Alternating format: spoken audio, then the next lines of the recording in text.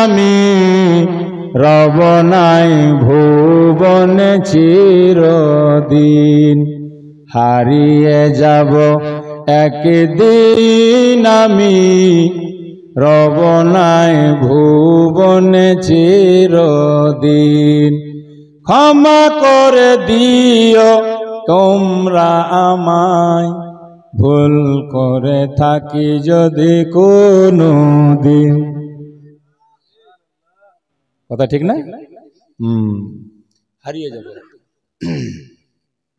যাই হোক, আমি বাবু আজিজুল কাদের মাওলানা ওবায়দুল্লাহর মুখে শুনলাম যে কালকের বক্তা নবী পাকের জন্ম পর্যন্ত বয়ান করেছে বেটি, আর আমরা দেড়টা নেই দুটা টেনে মেনে। এটা ইহুদিদের চক্রান্ত। ইহুদিরা চাইছে দুনিয়াতে মানুষের সংখ্যা যেন না বাড়ে, আর ইহুদিদের এক একজনের ছেলে পেলে হলো 10টা 15টা। জি, আর আপনার সংখ্যা বাড়াতে চাইছে, বাকি লোকের সংখ্যা যেন না বাড়ে। এটা ওদের থিওরি। ছেলে যদি হয় 2টির বেশি মোটে নয়। আমরা ওটাই পড়ে নিয়েছি, আফসোস। যাই হোক, তো কিছু জিনিস মনে রাখা দরকার, জেনে রাখা দরকার। জানতে থাকেন। আলিম ওলামার সাথে যতদিন বসবেন, পাশে বসবেন, সভাতে বসবেন, জানতেই থাকবেন। আলিমের কাছ থেকে জ্ঞান পেতেই থাকবেন। আল্লাহর কোরআন বলছে ফাসালু আহলা যিকরি ইন কুনতুম লা তাআলামুন।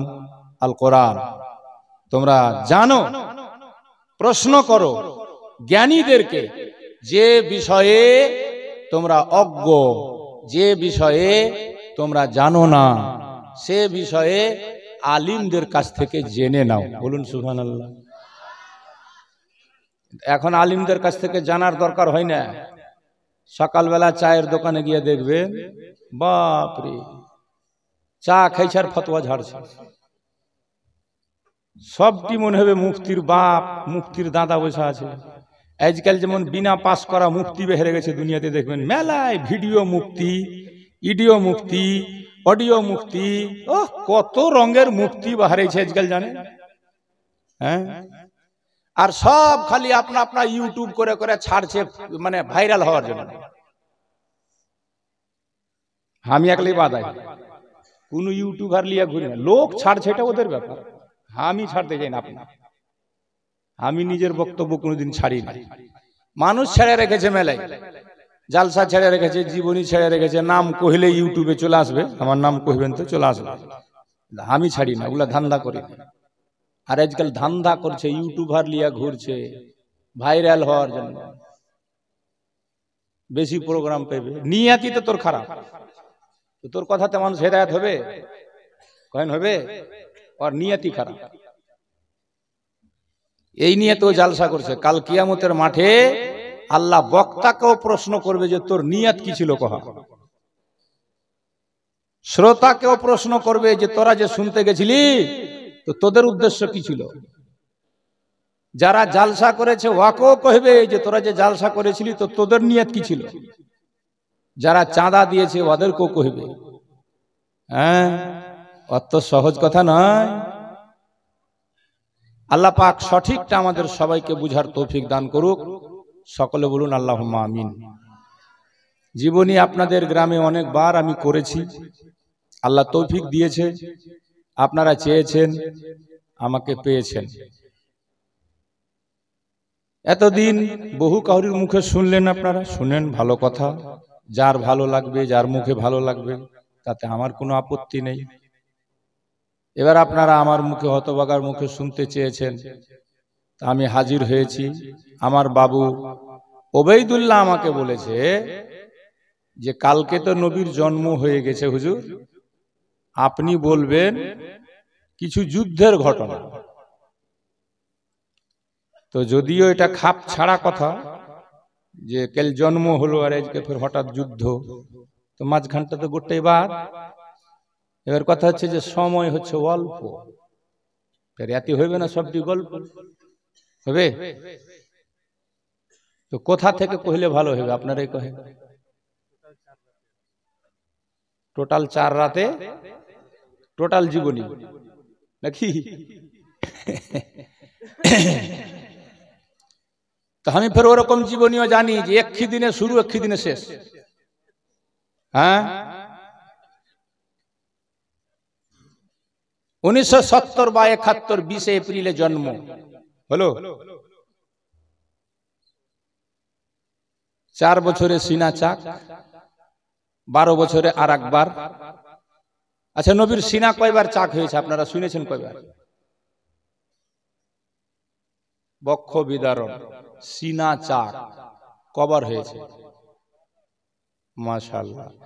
বাকি লোক কহে না কেন?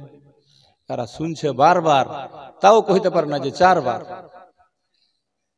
শুনছে, এতবার তাও কইতে পারে না যে 4 বার। কবার হয়েছে জোরে কহো, কবার? আচ্ছা, নবীজি মা হালিমার দুধ খেয়েছে কতদিন? জোরে কহো কতদিন? 2 বছর। জোরে কহো কতদিন? 2 বছর। আচ্ছা, একটা ছেলে মায়ের দুধ খেতে পাবে কতদিন?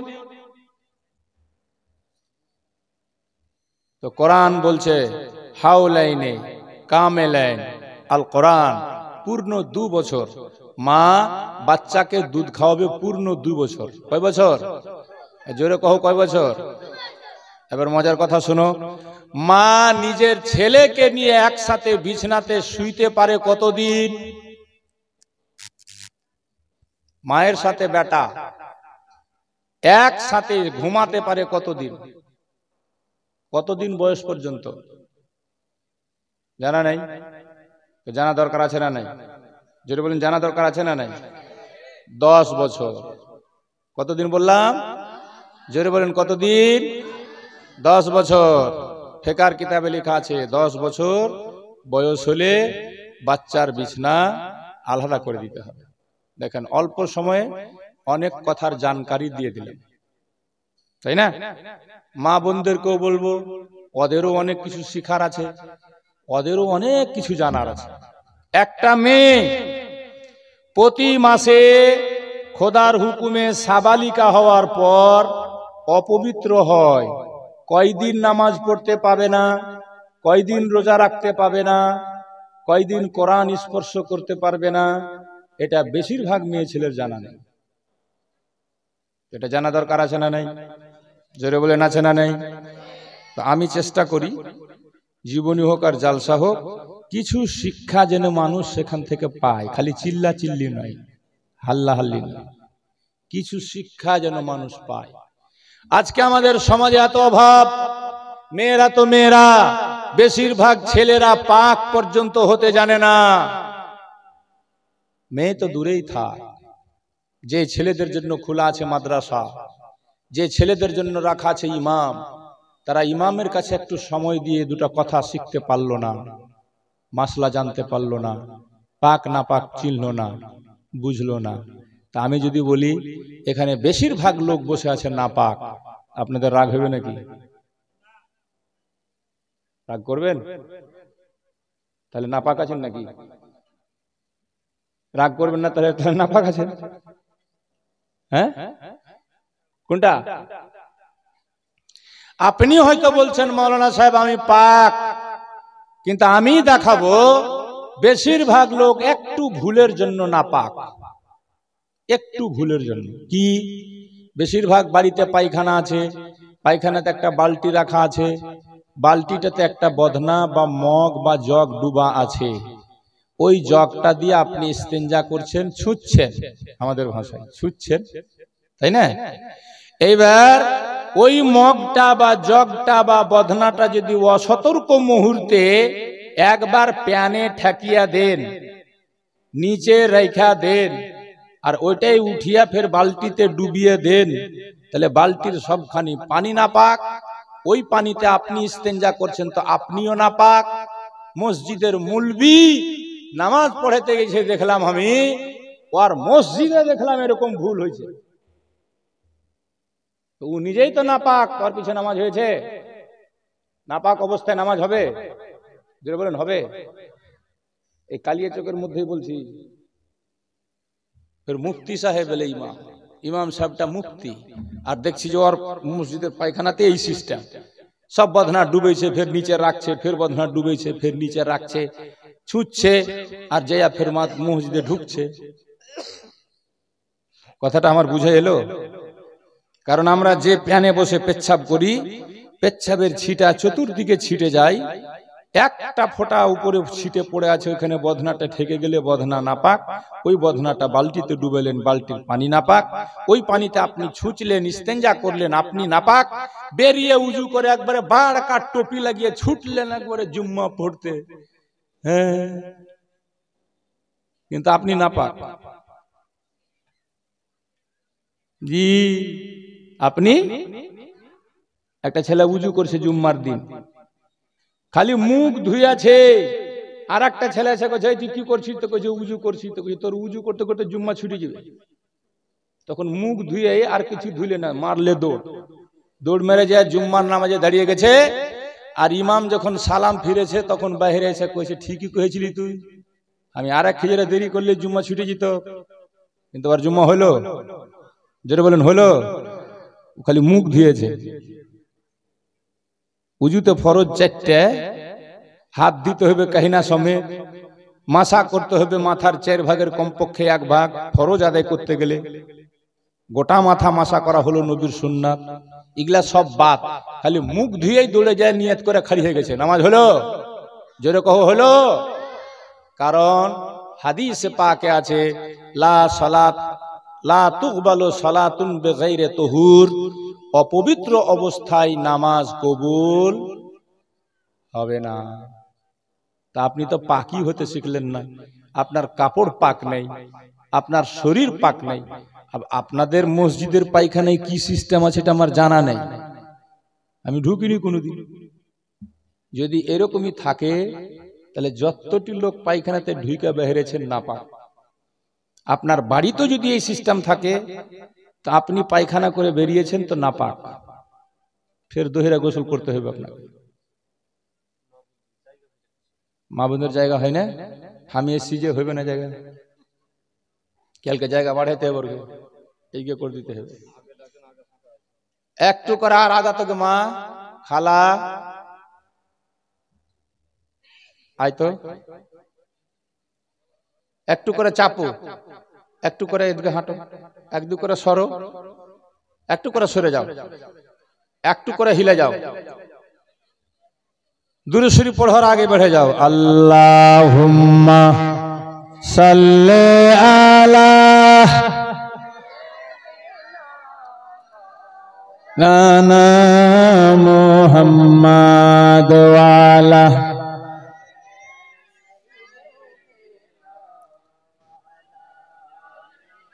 সাইয়্যিদিনা।